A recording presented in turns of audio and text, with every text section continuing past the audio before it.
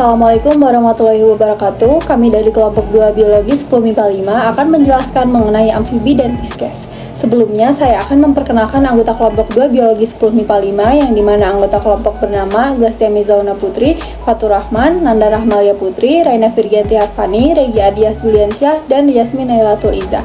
Mari kita mulai pembahasannya.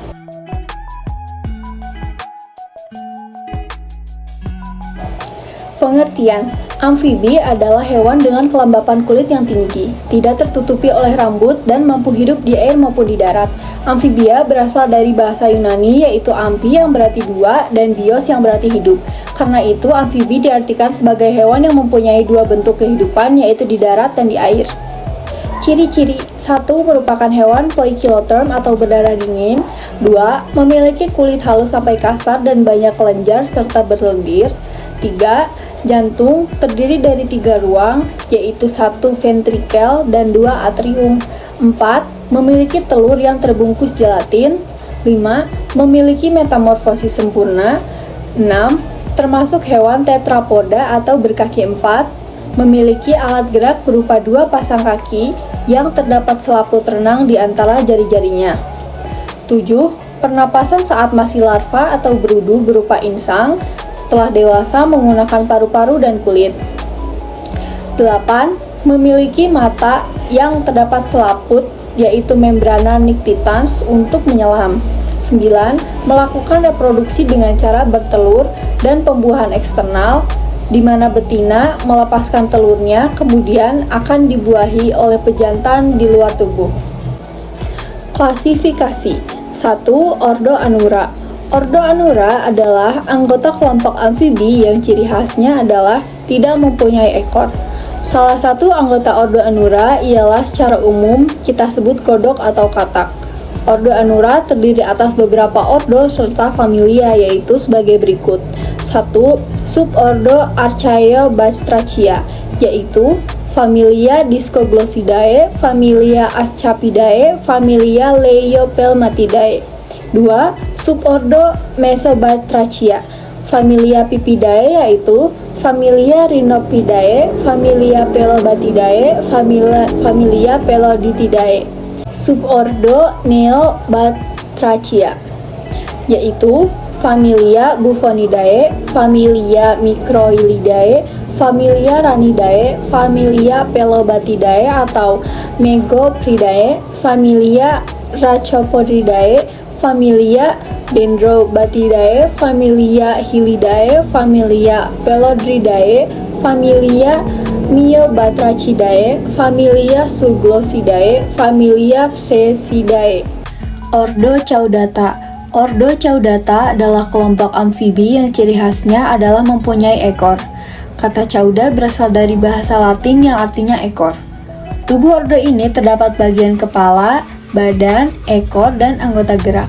Beberapa spesies mempunyai insang, sementara beberapa lainnya bernafas dengan memakai paru-paru. Ordo Caudata terdiri atas beberapa ordo dan familia yaitu sebagai berikut. Subordo Cryptobranchoidea, familia Cryptobranchidae, familia Hinopidae.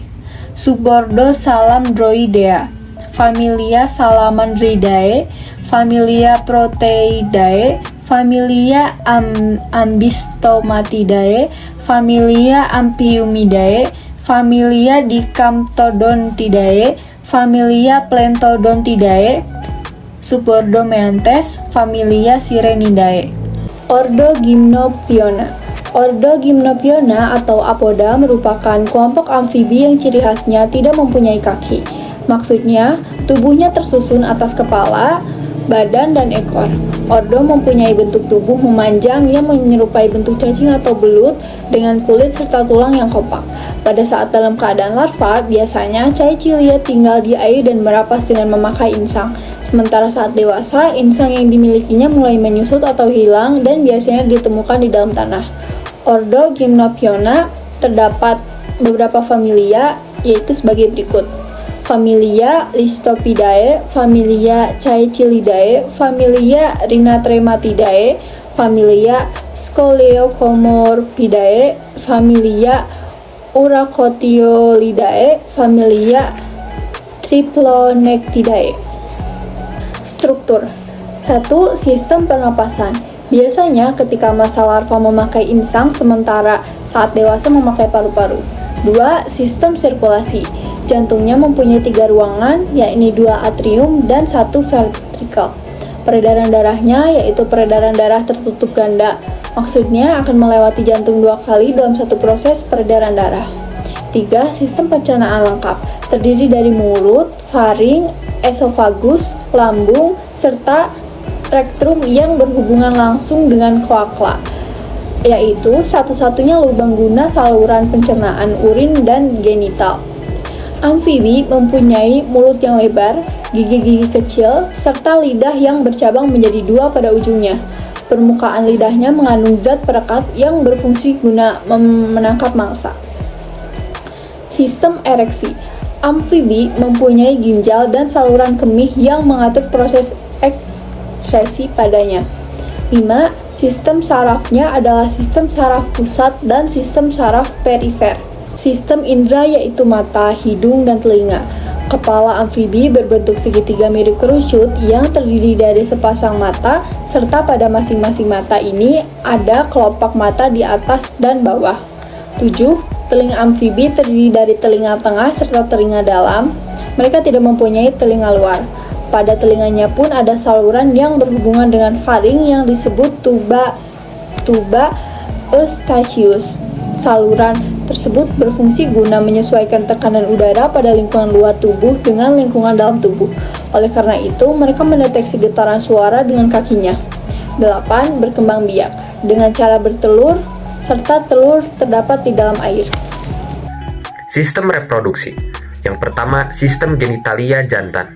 Testis berjumlah sepasang, berwarna putih kekuningan yang digantungkan oleh mesorsium.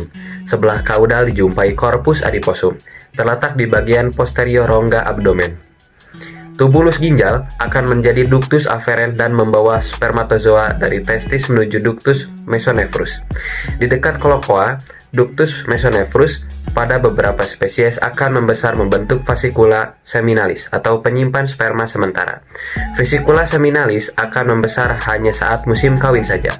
Fase afferent merupakan saluran-saluran halus yang meninggalkan testis, berjalan ke medial menuju ke bagian kranial ginjal.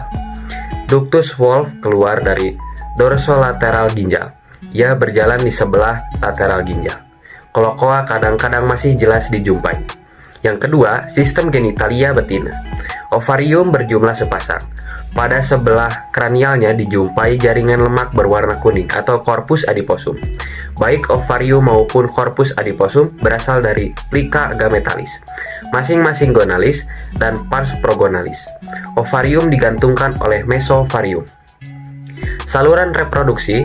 Oviduk merupakan saluran yang berkelok-kelok. Oviduk dimulai dengan bangunan yang mirip corong atau infundibulum dengan lubangnya yang disebut oscum abdominal. Oviduk di sebelah kaudal mengadakan pelebaran yang disebut ductus mesonephros dan akhirnya bermuara di cloaca.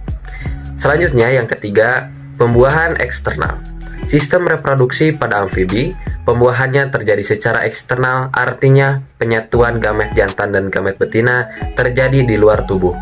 Pada pembuahan eksternal biasanya dibentuk ovum dalam jumlah besar, karena kemungkinan terjadi fertilisasi lebih kecil daripada pembuahan secara internal. Pada katak betina menghasilkan ovum yang banyak. Kalau kita membedah katak betina yang sedang bertelur, kita akan menjumpai bentukan berwarna hitam yang hampir memenuhi rongga perutnya. Itu merupakan ovarium yang penuh berisi sel telur. Jumlahnya mencapai ribuan. Pada katak betina juga ditemukan semacam lekukan pada bagian leher yang berfungsi sebagai tempat atau pegangan bagi katak jantan ketika mengadakan fertilisasi.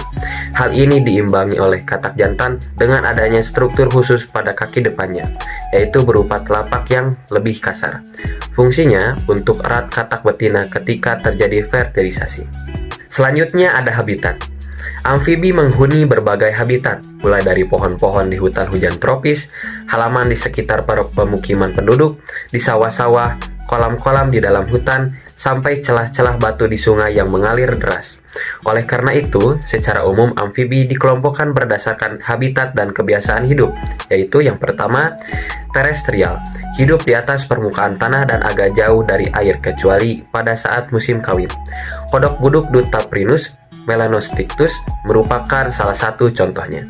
Yang kedua, arboreal, kelompok yang hidup di atas pohon. Jenis-jenis katak pohon umumnya arboreal, misalkan Rhacopropus reinwardti, R. margaritifer, Nysticalus margaritifer, dan Polypedates leucomistax. Yang ketiga, akuatik, kelompok yang sepanjang hidupnya selalu terdapat di sekitar badan air. Prinoides aspera, Limnonectes kuhli, dan L. macrodon merupakan jenis yang umum dijumpai di sekitar perairan. Yang keempat, fosorial, kelompok yang hidup di dalam lubang-lubang tanah. Jenis-jenis seperti Calawala baleata atau Pulchra biasanya berada di dalam lubang-lubang di tanah dan hanya keluar pada saat hujan. Cecilia juga umumnya bersifat fosorial. Selanjutnya ada makanan. Amfibi adalah binatang predator. Mereka kebanyakan memakan invertebrata hidup dan binatang yang bergerak lambat. Ini mencakup ulat, cacing tanah, obawo, kumbang air, siput, dan capung. Banyak amfibi menggunakan lidah lengket mereka untuk menangkap mangsa. Mereka akan menelan buruannya bulat-bulat, tetapi bisa mengunyahnya hanya sebentar sebelum masuk ke tenggorokan. Beberapa amfibi bahkan akan memakan berudu dan telur mereka sendiri jika tak ada makanan untuk mereka. Yaitu selanjutnya peranan dalam kehidupan. Yang pertama, dalam rantai makanan amfibi berperan untuk mengatur populasi serangga. Yang kedua, amfibi merupakan makanan bagi invertebrata lain misalnya ular dan burung. Yang ketiga, amfibi digunakan sebagai makanan bagi manusia yaitu untuk memperoleh asupan protein. Contohnya katak hijau. Yang keempat, selain itu dimanfaatkan sebagai objek praktikum dan penelitian. Adapun contoh hewan, yang pertama kodok, yang kedua katak, yang ketiga katak pohon, yang keempat salamander, yang kelima Cecilia apoda, yang keenam axolotl, yang ketujuh Diplocaulus, yang kedelapan common wood puppy, yang kesembilan Nuce river water dog, yang kesepuluh Suriname horned frog. Selanjutnya Pisces. Apa sih itu Pisces? Pisces atau ikan merupakan seekor hewan yang hidup dalam air. Mereka dapat bernafas dalam air karena mempunyai insang. Pisces ini dapat ditemukan di air tawar seperti danau maupun sungai atau air asin seperti laut maupun samudra. Pisces merupakan hewan yang berdarah dingin atau poikilotherm, yang artinya suhu tubuhnya berubah-ubah sesuai dengan suhu air di tempat dia hidup. Ciri-ciri Pisces: 1. Memiliki rangka tulang sejati, 2. Tulang belakang atau vertebrata, 3. Tubuh ditutupi oleh sisik dan belendir, 4. Memiliki bagian tubuh yang jelas antara kepala, badan, dan ekor, 5. Bernafas dengan insang, 6. Merupakan hewan poikilotherm atau berdarah dingin, yaitu suhu tubuhnya dipengaruhi oleh suhu lingkungan. 7. Memiliki sistem peredaran darah tertutup tunggal, maksudnya adalah terdapat satu kali peredaran darah melalui jantung. 8. Merupakan hewan hermaprodit, yaitu kelamin jantan dan betina terpisah. 9. Memiliki sistem pencernaan lengkap, seperti mulut, kerongkongan, lambung, usus, dan anus. 10. Memiliki sistem koordinasi yang terdiri dari saraf pusat dan sistem hormon. 11. Alat tinta ikan terdiri dari sepasang mata, sepasang telinga dalam, indera pembau, dan gulat sisi yang berfungsi sebagai pengatur perubahan tekanan air. Struktur Pisces. Struktur ikan pada umumnya terdiri dari bagian kepala yang berisi sebuah otak dan organ sensorik, dan mempunyai 10 saraf kranial yang ada gulat sisi untuk dapat merasakan tekanan air. Batang dan lidah otot yang akan memiliki sebuah rongga yang berisikan organ internal dan otot ekor pos anal. Ikan termasuk seekor hewan yang banyak memerlukan refleks bergerak yang memadai untuk bisa mencegah serangan musuh dan menangkap mangsanya. Dan juga, ikan dituntut untuk mempunyai keseimbangan yang baik. Oleh sebab itu, otak kecil pada ikan senantiasa akan berkembang lebih pesat sebab mempunyai otak kecil yang menjadi pusat keseimbangan atau pergerakannya. Ikan juga secara umum memiliki kulit yang sangat bermanfaat untuk dapat menutupi tubuh dan melakukan sekresi kelenjar belendir, agar dapat mengurangi gesekan tubuh ikan terhadap air. Lalu, hampir semua jenis ikan memiliki sisi yang berhubungan dengan sekresi kelenjar lendir untuk melakukan pembentukan lapisan yang dapat tahan terhadap air. Pada sistem pernapasannya, ikan memakai insang yang berbentuk lembaran tipis yang berwarna merah muda dan terjaga kelembabannya. Setiap insang ini terdiri dari satu lengkung insang yang bertulang, sebagai sisi insang dan mempunyai 2 baris filamen insang lembut. Pada setiap filamen insang mempunyai banyak pembuluh darah, dan filamen insang ini mempunyai ruang permukaan yang cukup besar untuk dapat melakukan pertukaran gas. Bagian paling luar insang berkaitan dengan air, sedangkan pada bagian dalamnya berkaitan erat dengan kapil-kapil darah. Secara umum, struktur tubuh ikan yaitu mempunyai ekor, Mempunyai jantung yang terdiri dari dua antrim atau ventrikel, insang, mata tanpa kelopak, mempunyai rongga mulut, mempunyai sekung hidung, mulut, dan integumen. Spesifikasi 1. Agnatha. Agnatha berasal dari bahasa Yunani yaitu an yang berarti tidak dan gnathus yang berarti rahang. Jadi anggota Agnatha merupakan ikan primitif yang tidak punya rahang. Ciri-ciri ikan yang termasuk dalam klasifikasi Agnatha adalah bentuknya yang mirip seperti belut, yaitu silindris, memanjang, dengan tubuh yang lunak serta berlendir. Kamu pernah lihat jenis ikan ini nggak guys?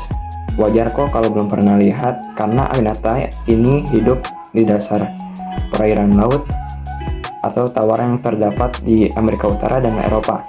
Mereka merupakan pemakan bangkai atau scavenger dan termasuk parasit. Contoh hewan Agnatha yaitu Petromyzon marinus atau belut laut dan Myzin sp atau hagfish.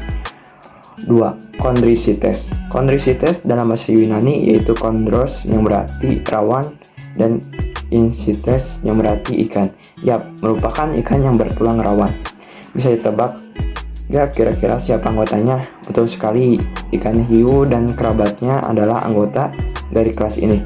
Kenapa bertulang rawan? Karena mereka memiliki endoskeleton yang relatif lentur dan terbuat dari tulang rawan. Mereka memiliki sirip yang berpasangan dan tubuh yang tertutup sisik. Plakoid kasar berisi dentin yang dilapisi dengan email. Contoh hewan Chondrichthyes yaitu Squalus sp atau ikan hiu dan Maharaja sp atau pari listrik. 3. Osteichthyes. Osteichthyes berasal dari bahasa Yunani yaitu osten yang berarti tulang dan ichthyes yang berarti ikan. Berbeda dengan kelas sebelumnya, ikan yang tergabung dalam kelas ini sudah memiliki tulang sejati. Ukuran mereka juga cukup beragam mulai dari 1 cm hingga yang bermeter-meter. Panjangnya cukup. Mereka memiliki kulit yang ditutupi oleh sisik dan ada juga sebagian yang tidak bersisik. Nah, ikan yang sering kita jumpai ternyata masuk dalam kelas ini loh guys. Contohnya hewan Osteichthyes yaitu Ameiurus melas, ikan lele, Carassius auratus, ikan maskoki, dan Hippocampus sp atau kuda laut. Jenis 1. Ikan konsumsi. Ikan konsumsi adalah jenis ikan yang sering dikonsumsi manusia sebagai makanan.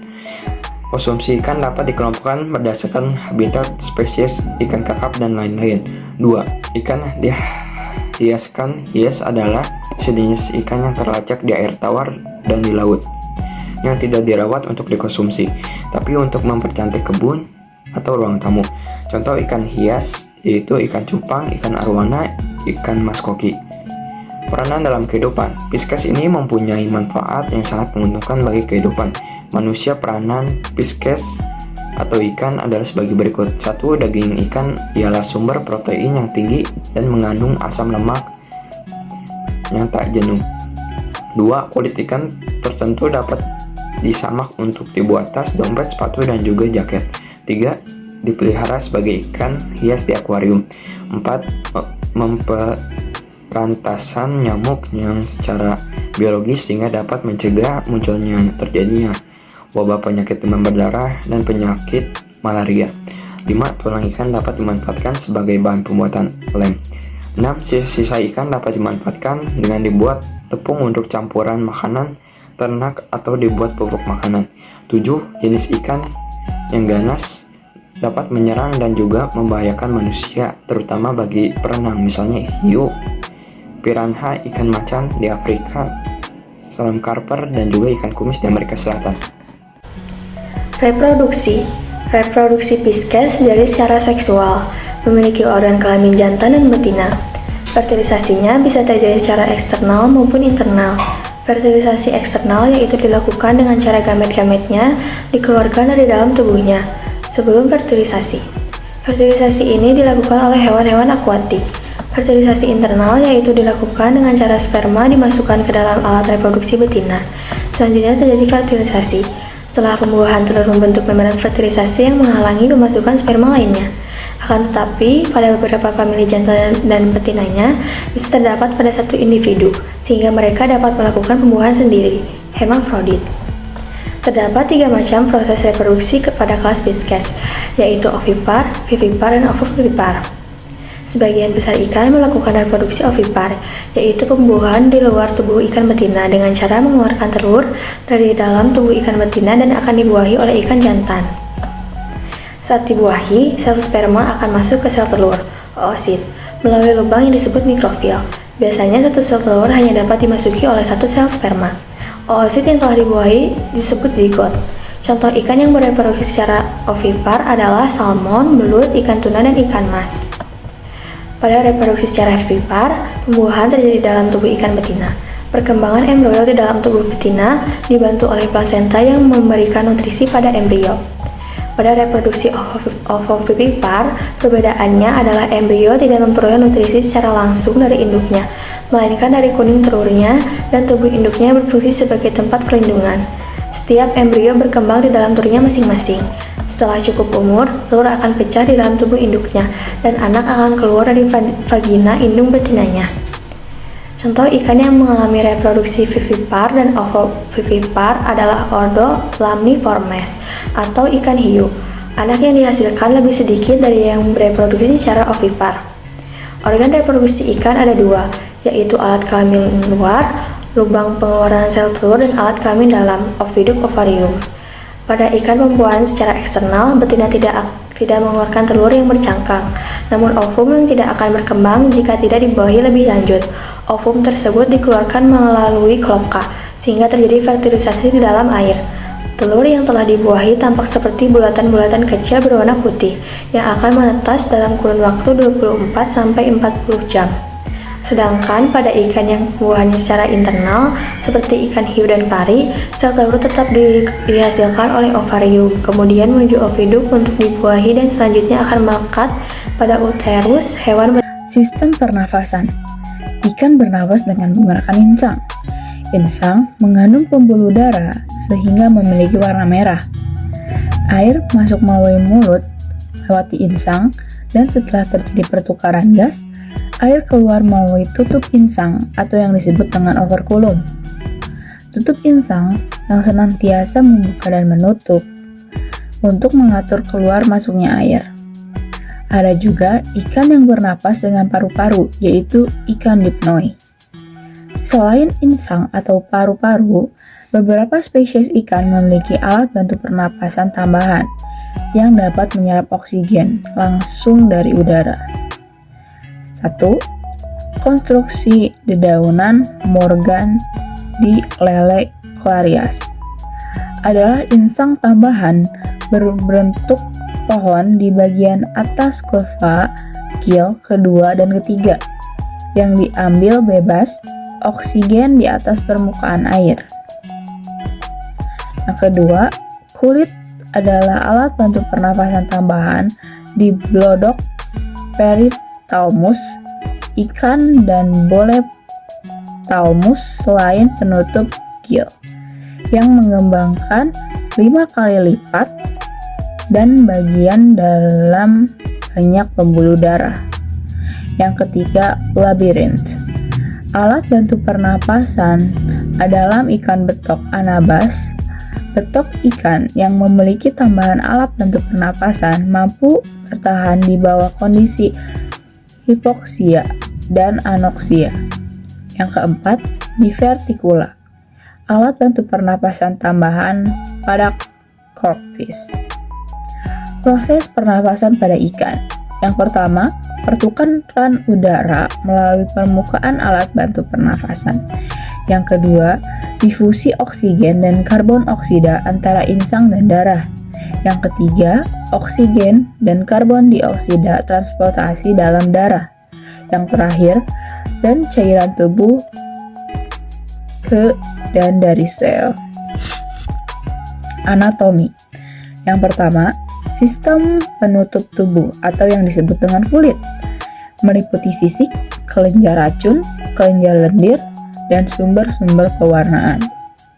Yang kedua, sistem otot atau urat daging, meliputi, ini dibagi 2 lagi.